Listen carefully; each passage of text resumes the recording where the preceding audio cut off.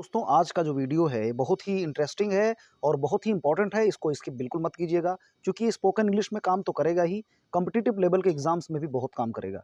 चाहे वो आपका एकेडमिक लेवल का एग्जाम हो, चाहे वो कंपटीशन लेवल का एग्जाम हो, दोनों में बहुत इंपॉर्टेंट है। और अच्छी अंग्रेजी बोलने के लिए जहाँ पर कोई गलती ना हो उसके लिए एडवर्ब का यूज बहुत ज़रूरी है, क्योंकि पार्ट्स ऑफ स्पीच में सबसे कन्फ्यूजिंग जो टॉपिक है वो है एडवर्ब। वो बहुत दिक्कत करता है और उसमें अक्सर बच्चे जो है दिक्कत कर जाते हैं, सही जो है लिख पढ़ नहीं पाते, नहीं बोल पाते हैं, है ना। उसका सही यूज होना चाहिए। देखिए, तो मैंने एक रूल बताया है एमपीएफटी। एमपीएफटी रूल के अंतर्गत आपको समझा रहा हूँ कि एडवर्ब्स कैसे सही पोजीशन पर रखे जाते हैं, यानी एडवर्ब का सही पोजीशन क्या है ना। तो इसके लिए दो देखिए सिचुएशंस हैं। एक है एंड पोजीशन, यानी पहला तो हम एडवर्ब लास्ट में रखेंगे, और दूसरा प्री वर्ब पोजीशन, यानी वर्ब के ठीक पहले रखेंगे। प्री वर्ब पोजीशन यानी उसकी पोजीशन जो होगी वर्ब के पहले होगी। तो अंत में और वर्ब के पहले ये कैसे रखते हैं। पहला रूल जो एमपीएफटी का है वो आप देखेंगे। पहले सेंटेंसेस को देख लेते हैं, एग्जाम्पल सेंटेंसेस समझ लेते हैं। शी वॉकड स्लोली, है ना। यहाँ स्लोली क्या है, एडवर्ब पहले तो समझिए होता क्या है। एडवर्ब देखिए नॉर्मली बोला जाता है कि एडवर्ब क्रिया विशेषण है ना, वो क्रिया की विशेषता बताता है, ठीक है। तो ये क्रिया विशेषण है, ज़्यादातर ये वर्ब की विशेषता बताता है, वर्ब को मॉडिफाई करता है, एडजेक्टिव को मॉडिफाई करता है और स्वयं एडवर्ब को भी मॉडिफाई करता है ना। ये तीनों की विशेषता बताता है। तो देखिए, शी वॉक्ड स्लोली, पहले सेंटेंस देख लीजिए फिर समझाएंगे। वो धीरे धीरे चला, या वो धीरे धीरे वॉक किया, टहला, है ना। शी वॉक्ड स्लोली, वो धीरे धीरे टहली, धीरे धीरे टहली, यानी काम कैसे हुआ, धीरे धीरे हुआ। तो स्लोली, इसको बोलते हैं हम लोग एडवर्ब ऑफ मैनर, है ना। जो तरीका है काम करने का। आई ड्रॉप माई कार फास्ट, मैंने अपनी कार फास्ट, है ना, मैंने अपनी कार फास्ट चलाई, यानी फास्ट ड्राइव किया। तो फास्ट क्या है, फास्ट माने तेजी से, हो गया ना। काम कैसे किया गया, तेजी से किया गया। He run fast, he runs fast या ही रन फास्ट, वो तेजी से दौड़ता है या वो तेजी से दौड़ा। तो कैसे दौड़ा, तेजी से। तो ये जो कार्य की जो इसका जो मोड ऑफ एक्शन है, यानी कार्य का जो तरीका है कैसे काम किया जाए, तो कैसे कहने पर जो उत्तर होता है कि काम कैसे किया गया, तो उसका जो आंसर मिलता है वो हो जाता है एडवर्ब ऑफ मैनर, यानी एडवर्ब का जो तरीका है, एक मोड ऑफ एक्शन जिसे हम लोग बोलते हैं ना, एडवर्ब ऑफ मैनर में आता है, काम कैसे हुआ। तो देखिए वो कैसे चली, स्लो, धीरे धीरे चली। करण रोट अ लेटर, करण ने एक पत्र लिखा। यस्टरडे मीन्स कल, अब कल लिखा तो क्या हो गया, ये टाइम आ गया, एडवर्ब ऑफ टाइम, है ना। यानी कब लिखा, कल लिखा। अंकल विजिटेड अस ट्वाइस, अंकल ने हमें विजिट किया, अंकल ने हमें मुलाकात की, हमसे मुलाकात की। कब की, ट्वाइस मीन्स दो बार। तो अब इसमें फ्रीक्वेंसी आ रही है, एडवर्ब ऑफ फ्रीक्वेंसी, यानी बारंबारता, कितनी बार हुआ, तो ट्वाइस मैंने दो बार, चार बार, है ना, इस तरह से। Please put the parcel here, कृपया पार्सल यहाँ रखिए। तो कहाँ रखिए, हेयर। तो यहाँ पर एडवर्ब ऑफ प्लेस बताया गया है, ठीक है। डैड केम लास्ट नाइट, डैड आए यहाँ, कब आए, पिछली रात, लास्ट नाइट।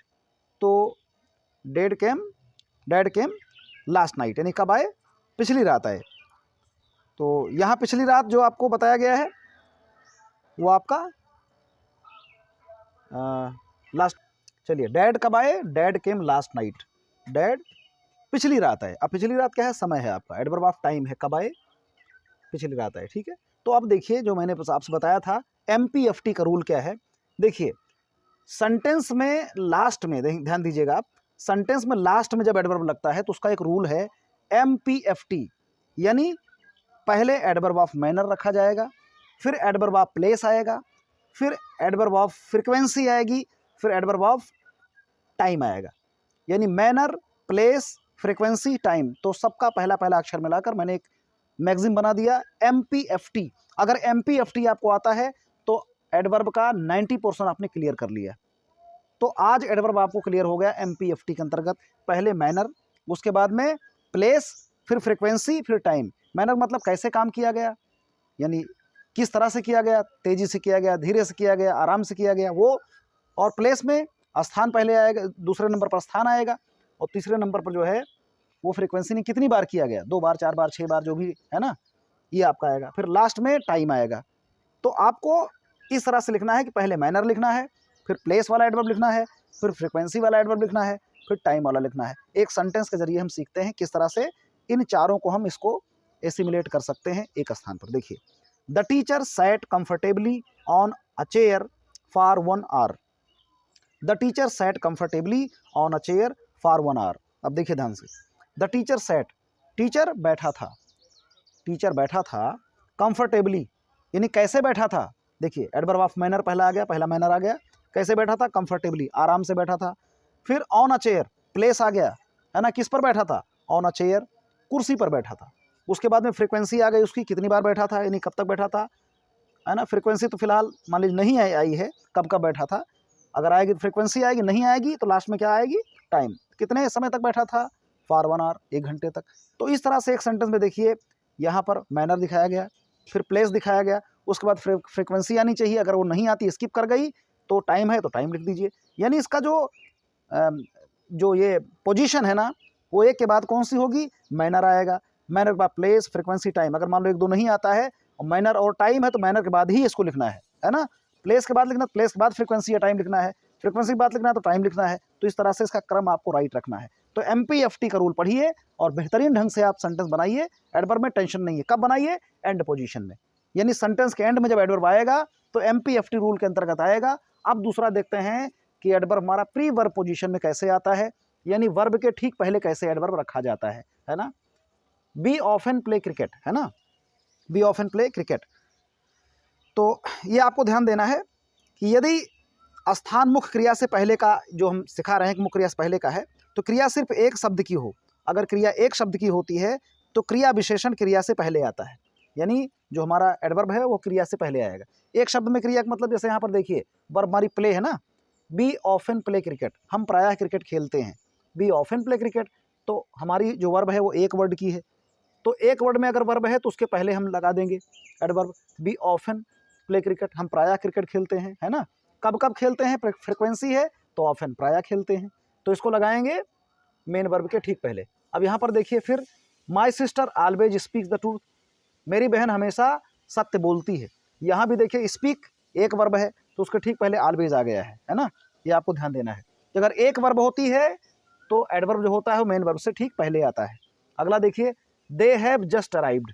अब यहाँ पर 2 वर्ब हैं, एक हैव यानी as a helping verb, and second one is main verb आपकी, that is in third form, है ना। तो दे हैव जस्ट अराइव्ड, यहाँ हैव और अराइव्ड 2 वर्ब हैं। अब 2 वर्ब के बीच में देखिए यहाँ पर एडवर्ब आया है, दे हैव जस्ट अराइव्ड, वो अभी अभी आए हैं, है ना। तो आपको ध्यान देना है, अगर एक वर्ब होती है तो वर्ब के ठीक पहले लगेगा, 2 वर्ब हैं तो दोनों वर्ब के बीच में लगेगा, ठीक। तो भी हो गया, खा मेन वर्ब के पहले ही आ रहा है। The work has already been finished, कार्य को पहले ही खत्म किया जा चुका है। The work has already been finished, तो देखिए हैज और बीन फिनिश्ड, हैज और बीन फिनिश्ड, तो हैज बीन के बीच में देखिए आया है। यहाँ पर मेन वर्ब के ठीक पहले आपकी हेल्पिंग वर्ब जो थी, तो हेल्पिंग वर्ब भी डबल है, तो हेल्पिंग वर्ब अगर डबल होती है तो हैज बीन मान लीजिए है, तो हैज और बीन के बीच में इसे रखेंगे तब ये शुद्ध माना जाएगा, कंपटीशन लेवल पर भी ये देखा जाएगा, है ना। ऐसे नहीं उल्टा सीधा कहीं भी रख दिया आप। मान ली 3 वर्ब है, अगर 3 वर्ब है तो पहले वाली जो 2 वर्ब है ना उनके बीच में रखा जाएगा। जैसे यहाँ हैज बीन फिनिश्ड है तो हैज और बीन के बीच में रखा जाएगा ऑलरेडी, ठीक है। या कोई भी आपका जो एडवर्ब आया है उसको आप बीच में रखेंगे। तो एक तो ये हो गया, ठीक है, कि अगर एक वर्ब आती है तो ठीक उस वर्ब के ठीक पहले लिखेंगे, अगर डबल वर्ब आती है तो डबल वर्ब के बीच में रखेंगे लेकिन वर्ब के पहले ही। अब अगला आता है कि अगर इज एम आर है, आप इज एम आर जो लिंकिंग वर्ब यूज कर रहे हैं, शी इज ऑलवेज लेट, वो हमेशा लेट होता है, तो इज एम आर के बाद में रखा जाता है, ठीक है। इज एम आर अगर वर्ब आपकी है तो उसके बाद रखेंगे एडवर्ब को, ये ध्यान दीजिएगा, ठीक है। इज एम आर के बाद में रखेंगे, यानी हाँ, क्रिया जो है अगर इज एम आर है तो क्रिया विशेषण उनके बाद आता है, नहीं एडवर्ब उसके बाद आता है। She is always late, we are usually at home, हम प्रायः घर पर होते हैं, और वी आर समटाइम्स अब्सेंट, हम कभी कभी अब्सेंट हो जाते हैं, और वी आर नेवर एंग्री, हम कभी नाराज नहीं होते हैं। तो ये देखिए ध्यान ढंग से कि ये इज एम आर के बाद में आई है तो इनको इसके बगल रखा गया है। आई क्या है हमको खुद रखना है कि जब इज एम आर हमारा रहेगा तो उसके बाद हम लोग रखेंगे, ठीक है। अब अगली पोजीशन हमारी ये आती है कि यदि ये सेंटेंस में देखिए ढंग से, सी इज़ वेरी क्लेवर, अगर सेंटेंस में एडजेक्टिव आया हुआ है, सेंटेंस में एडजेक्टिव आया है या सेंटेंस में एडवर्ब आया है, तो एडजेक्टिव और एडवर्ब के ठीक पहले उसका यूज हम करते हैं। देखिए जैसे सी इज़ वेरी क्लेवर, वो बहुत चालाक है, अब चालाक क्या है, क्लेवर एक एडजेक्टिव है, विशेषण है ना, विशेषता है, तो उसके ठीक पहले हम लोग लगाएंगे, वेरी लगा दिया, सो इज वेरी क्लेवर। यानी किसको मॉडिफाई कर रहा है, वेरी शब्द, ये वेरी जो वर्ड है ना हमारा एडवर्ब, वो मॉडिफाई कर रहा है क्लेवर को। तो क्लेवर एक चालाक शब्द है, मतलब इसका होता है मीनिंग चालाक। तो चालाक को अगर मॉडिफाई कर रहा है तो इसके पहले लिखेंगे, मतलब होना ये चाहिए कि एडवर्ब जो होगा वो एडजेक्टिव के ठीक पहले आएगा। और अगले में देखिए, शी सिंग्स सो वेल, वो इतना अच्छा गाती है। शी सिंग्स, वो गाती है, सो वेल, कितना अच्छा, बहुत अच्छा गाती है। वेरी, सो माने भी होता है इतना अच्छा या बहुत अच्छा। वेल क्या है, अच्छी तरह से, वो अच्छी, इतना अच्छी तरह से गाती है। तो वेल का मतलब अच्छी तरह से, तो खुद वेल एक एडवर्ब है ना, अच्छी तरह से। तो एडवर्ब को मॉडिफाई कर रहा है, देखो सो, तो एडवर्ब से ठीक पहले आया है, तो एडजेक्टिव और एडवर्ब से ठीक पहले रखेंगे।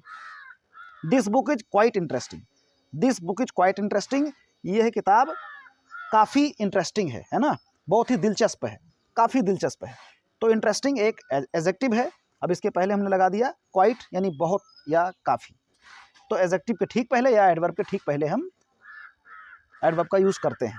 उसके बाद में एक बहुत इंपॉर्टेंट टॉपिक है जो कि अक्सर एग्जाम में पूछा जाता है, लास्ट में ध्यान दीजिए आप, ही इज़ ओल्ड एनफ, वो काफ़ी बूढ़ा है। This house is big enough, this house is big enough, ये घर काफ़ी बड़ा है। तो काफ़ी जो वर्ड होता है ना, एनफ, एनफ उसके बाद में आता है जिसको वो मॉडिफाई करता है। आप इसको एनफ ओल्ड नहीं कर सकते, है ना, एनफ ओल्ड नहीं कर सकते। जैसे वेरी गुड होता है तो गुड के पहले वेरी लगता है, तो वो नहीं कर सकते आप। एनफ वर्ड को बाद में लगाते हैं जिसको मॉडिफाई करता है। ही इज़ ओल्ड एनफ, वो काफ़ी बूढ़ा है। तो काफ़ी बूढ़ा में सोचिए ना कि बूढ़ा के, काफ़ी बूढ़ा, तो बूढ़ा पहले काफ़ी आया है, तो काफ़ी वर्ड जो है बूढ़ा के पहले लगेगा, यानी एनफ को ओल्ड के पहले कर दें, ऐसा ना कीजिएगा। This house is big enough, ये घर काफ़ी बड़ा है। तो काफ़ी बड़ा, इसका मतलब एनफ बिग लिखना चाहिए, लेकिन ऐसा नहीं होगा। एनफ के मामले में ENOUGH, एनफ जो हमारा होता है वो एडजेक्टिव के बाद में ही लिखा जाता है ना। बिग एनफ किसी नाउन या एडजेक्टिव जो भी होता है उसके बाद ही लिखा, जिसको मॉडिफाई करता है मतलब उसके बाद लिखा जाता है ये। तो ये रहा पूरा आपका ये क्लियर, एकदम क्लियर एडवर्ब, कोई टेंशन नहीं है। जितना आपको ज़रूरत होती है, जो कन्फ्यूज़न में आपको रहता है और जो एग्जाम में आता है, वो मैंने आपको दे दिया पूरा।